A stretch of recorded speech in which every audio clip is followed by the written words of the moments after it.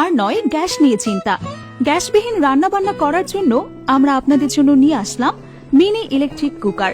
যারা ছোট্ট আকারে রান্নাবান্না করে থাকেন এবং কম পরিসরে রান্না করতে পছন্দ করেন, তাদের জন্য এটি একটি বেস্ট প্রোডাক্ট।